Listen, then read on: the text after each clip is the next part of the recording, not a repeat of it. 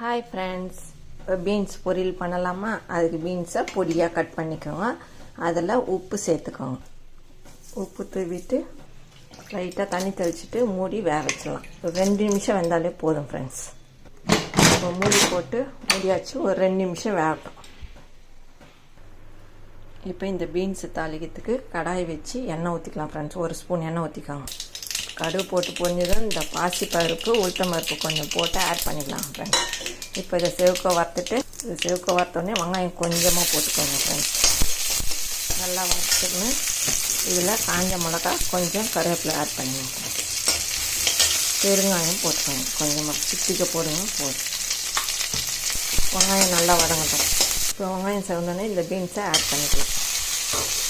இப்போ தண்ணி இல்லாமல் நல்லா வதக்கிட்டு இதில் இந்த மாதிரி துருவின தேங்காய் போடுங்க ஃப்ரெண்ட்ஸ். மிக்சியில் ரன் பண்ணாதீங்க, துருவின தேங்காய் போட்டால் டேஸ்ட்டாக இருக்கும். இந்த பீன்ஸும் தேங்காயும் உடம்புக்கு ஹெல்த்து ஃப்ரெண்ட்ஸ். இதை செஞ்சு சாப்பிடுங்க ஃப்ரெண்ட்ஸ். இப்போ ஹெல்த்தியான பீன்ஸ் பொரியல் ரெடி. இந்த வீடியோ பிடிச்சிருந்தால் லைக் பண்ணுங்கள், ஷேர் பண்ணுங்கள், சப்ஸ்கிரைப் பண்ணுங்கள். Tata, bye bye. மீண்டும் அடுத்த வீடியோவில் சந்திப்போம்.